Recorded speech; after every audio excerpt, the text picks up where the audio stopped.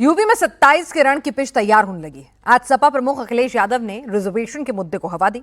लखनऊ में पीडीए आरक्षण audit report जारी की और बीजेपी पर दलितों और पिछड़ों को रिजर्वेशन नहीं देने का आरोप लगाया। जबकि दूसरी तरफ सपा सांसद जातीय समीकरण बनाने में जुट गए हैं और इसका एग्जाम्पल सहारनपुर में देखा, जहां सपा सांसद इकरा हसन मोनू कश्यप हत्याकांड को लेकर पुलिस से ही भिड़ गई, धरने पर बैठ गई। हम कानून के हिसाब से नहीं, आप अपनी तानाशाही के हिसाब से कार्रवाई कर रहे हैं और हर आदमी को कमजोर समझ रखा है आपने। क्या करोगे? गोली चला दोगे, फांसी दे दोगे? दो, हद कर दिए। तरीके से किसी को बात करना नहीं आता है। हाथ मत लगाइए, नहीं हाथ मत लगाइए, हाथ मत लगाइए। अभी लगाया आपने, अभी लगाया, अभी लगाया। क्या कहना चाहेंगे मैडम, क्या तानाशाही हो रही है? देख ही रहे हैं आप। अगर एक सांसद एक पीड़ित परिवार के साथ डीआईजी से मिले और डीआईजी पीड़ित परिवार को उनके सामने कहे कि जाइए जो हमें करना है हम करेंगे, तो ये तानाशाही है। और फिर हमें यहाँ लाया गया है। चलो ना, मेरे हाथ क्यों लगा रही थी?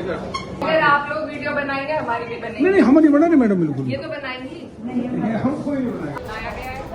जो पुलिस वालों पर भड़क रही हैं, हाथ नहीं लगाने की चेतावनी दे रही हैं।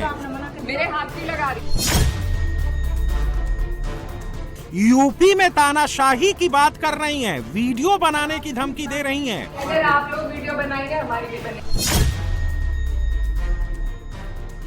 ये कैराना से सपा सांसद इकरा हसन हैं और सांसद और यूपी पुलिस के बीच ये हाई वोल्टेज हंगामा सहारनपुर में हो रहा है। वो जो लापता लोग हैं वो कहाँ हैं, उनकी जानकारी दीजिए हमें। दरअसल मोनू कश्यप हत्याकांड को लेकर इकरा हसन पीड़ित परिवार के साथ डीआईजी से मिलने पहुंची थी। मोनू कश्यप की उसके 2 दोस्तों ने हत्या कर दी थी। एक युवती समेत 3 आरोपी जेल में हैं। मोनू की मां का आरोप है कि हत्याकांड की प्लानिंग में युवती के परिजन भी शामिल हैं, जिन्हें अब तक पकड़ा नहीं गया है। इकरा हसन का आरोप है कि डीआईजी ने पीड़ित की मां की बातों को अनसुना कर दिया। इसके बाद इकरा हसन डीआईजी दफ्तर के बाहर आ गई, सड़क पर ही धरना देने लगी। तभी महिला इंस्पेक्टर फोर्स के साथ वहां पहुंची तो पुलिस वालों को इंसानियत का पाठ पढ़ाने लगी, मंत्री पर आरोप लगाने लगी। आप लोगों में इंसानियत नहीं है, हमारे में है, आप में नहीं है। आप तो भगवान बन गए हैं। 2 किताब पढ़ के आप लोग तो भगवान हैं। हम अनपढ़ हैं, हम धरती के लोग हैं। हमारे अंदर इंसानियत दे देंगे। रिश्तेदारी में नहीं आए हैं, अधिकारी से ही बात करने आए हैं। मंत्री जी के गाँव के हैं, इसलिए अरे हम सारी राजनीति समझते हैं, हम अनपढ़ नहीं है। तो कर लीजिए सही से, फिर हम सुन रहे हैं ड्यूटी तो कर लीजिए सही से। नहीं कर रहे हैं, कर रहे होते तो यहाँ इस तरीके से हम खड़े ना होते, ये खड़ी ना होती। 10 मिनट में आपके बीच में आ जाएगी वो दबाव मत बनाइए, आप भी हम पे दबाव मत बनाइए। हम अपने लोगों से बात करके आपको एप्लीकेशन दे देंगे, आप कृपया करके हम पे दबाव मत बनाइए। हम यही चाह रहे हैं, आप जाइए, डरते नहीं है। ज्यादा आपको दिक्कत हो रही है, जाओ मुकदमा कर दो। इसके बाद पुलिस सांसद और उनके समर्थकों को ट्रैफिक रोकने के आरोप में महिला थाने लेकर आने लगी, लेकिन इस दौरान भी इकरा हसन और पुलिस के बीच जमकर नोकझोंक हुई। क्या आप जो जफाला वाला मामला हुआ था उसमें आई थी आप? अच्छा, तो क्या बातचीत हुई थी आपकी वहाँ? हम कारागारी खुलवा देंगे जी। विक्टिम है। नहीं, अपने ऑफिस में उठाएंगे। हाथ मत लगाइए, नहीं हाथ मत लगाइए, हाथ मत लगाइए। अभी लगाया आपने, अभी लगाया, अभी लगाया। तो क्या कहना चाहेंगे मैडम, क्या तानाशाही हो रही है? देख ही रहे हैं आप। अगर एक सांसद एक पीड़ित परिवार के साथ डीआईजी से मिले और डीआईजी पीड़ित परिवार को उनके सामने कहे कि जाइए जो हमें करना है हम करेंगे, तो ये तानाशाही है। और फिर हमें यहाँ लाया गया है।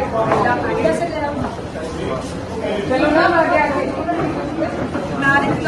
मेरे हाथ क्यों लगा रही थी? थाने में हिरासत को लेकर इकरा हसन की एसपी सिटी से भी जमकर बहस हुई। एसपी सिटी ने कहा कि बिना जमानत कराए किसी को नहीं छोड़ेंगे। इस पर इकरा हसन ने कहा कि हम जमानत नहीं कराएंगे, जैसे गिरफ्तार किया है वैसे ही छोड़ना पड़ेगा। इसके बाद वो थाने में ही धरने पर बैठ गए। जनता की ही तनख्वाह मिलती है आपको, इनकी नौकरी पे हो आप, हम आपकी नौकरी पे नहीं है। वो जो लापता लोग हैं वो कहाँ हैं, उनकी जानकारी दीजिए हमें, जितने लोग हमारे साथ थे तो उनकी जानकारी दीजिए, नहीं तो मुझे भी अरेस्ट करके ले जाइए। क्या तोड़ना पड़ेगा बताओ, वो तोड़ देंगे यहाँ पे। इसके बाद सिटी मजिस्ट्रेट मौके पर पहुंचे। उन्होंने गिरफ्तार पूर्व राज्य मंत्री और सपा नेता मांगेराम कश्यप समेत 4 लोगों की रिहाई का भरोसा दिया। तब जाकर सांसद ने धरना खत्म किया। हम धरने पर बैठे थे क्योंकि एक माँ जिसके बच्चे को की बेरहमी से हत्या कर दी गई, वो अपनी गुहार लेकर डीआईजी के पास आई थी, लेकिन सिले में उन्हें यह मिला कि उन्हीं के परिजनों को जेल भेज दिया गया। मैं भी वहां पर उनके साथ थी, मुझे महिला थाने में ले जाया गया, उन्हें दूसरे थाने में, और उन्हें वहां से जेल में भेजा गया। तो ये सरासर तानाशाही थी कि उन्हीं लोगों को जो अपनी गुहार लगाने आए उन्हीं को आपने जेल में बिठा दिया। अगर आज पीड़ित की भी नहीं सुनी जाएगी तो सुनेगा किसकी है प्रशासन? और ये यहाँ की जो कानून व्यवस्था है उस पर एक बड़ा प्रश्न चिन्ह खड़ा होता है। जो सरकार बार बार कानून व्यवस्था की दुहाई देती है, आज ये कानून व्यवस्था उनके सामने है। ये राम राज्य है, ये राम राज्य है जिसमें पिछड़े समाज के लोग या जो शोषित समाज है उनसे जो लोग आ रहे हैं उनके साथ ये दुरुपयोग हो रहा है। ये महिला कोई मुसलमान महिला नहीं थी, उनके लिए तो अलग ही कानून चल रहे हैं। कश्यप समाज से थी और हमेशा भाजपा को वोट देते आए हैं, उनके साथ ये हुआ है आज। तो ये आज जनता के सामने है कि कैसे जो लोग इनके भी लिए वोट देते हैं उनके साथ भी किस तरीके से अन्याय और नाइंसाफी ये सरकार करती है। ये किसी की नहीं है। थाने में इकरा हसन बात पीड़िता की कर रही थी, लेकिन उनके टारगेट में पीडीए था। यही वजह है कि वो एक सामान्य हत्याकांड को पीडीए से जोड़ने लगी। इसकी वजह है इकरा का संसदीय क्षेत्र कैराना का जातीय समीकरण। कैराना सीट में 42% मुस्लिम है, जबकि 58% हिंदू हैं। हिंदुओं में सबसे ज्यादा 15% दलित हैं, जबकि 13% कश्यप और दूसरी अन्य जातियां हैं। इकरा हसन जिस हत्याकांड की बात कर रही हैं, वो मोनू कश्यप हत्याकांड है। कैराना भले ही मुस्लिम बहुल सीट है, लेकिन बिना हिंदू वोटों के यहाँ जीतना मुश्किल है। इसलिए कश्यप के रूप में इकरा के हाथ बड़ा मुद्दा लग गया है, जिसे वो छोड़ना नहीं चाहती। प्रकरण था हमारे जिला शामली का, जहाँ पर एक लड़के की हत्या हुई थी। उनकी माताजी और उनके और जो परिजन थे उनके साथ मैं डीआईजी साहब के पास आई थी। हम बाकायदा टाइम लेके आए थे उनसे मिलने के लिए। माताजी की कुछ दिल की मुराद थी जो वो रखना चाहती थी कि निष्पक्ष जांच हो। उन्हें डाउट था कि सही जांच नहीं हो रही है, तो हम आश्वासन लेने आए थे डीआईजी साहब से। उन्होंने बहुत सम्मान किया। उन्होंने माताजी उनके दफ्तर से रोती भी बाहर निकली। तो जब इतनी बात हो गई, हम भी वहां से उठकर आ गए। बाहर खड़े होके हम एक दूसरी एप्लीकेशन बनाने की बात ही कर रहे थे, इतने में वहां भी पुलिस आ गई। फिर जाहिर सी बात है हमारी उनसे बहस हुई कि यहाँ खड़ा रहना भी अपराध है। क्या पीड़ित परिवार डीआईजी के दफ्तर के गेट पे भी नहीं खड़ा हो सकता है? क्या अपनी गुहार लगाने हम कहाँ जाएं? आखिर अधिकारी पीड़ित लोगों की बात सुनने के लिए ही तो बैठे हैं। बाकायदा टाइम लेके हम गए हुए हैं, तो हम बाहर खड़े होकर अगर बात कर रहे हैं तो उस पर इन्होंने ये पूरा ड्रामा रचा है। मुझे वहां से महिला थाने ले जाया गया ये बोल के कि हमने रोड ब्लॉक किया है। हालांकि हमारे पास भी सारी रिकॉर्डिंग मौजूद है, कोई रोड 1 मिनट भी नहीं रुका।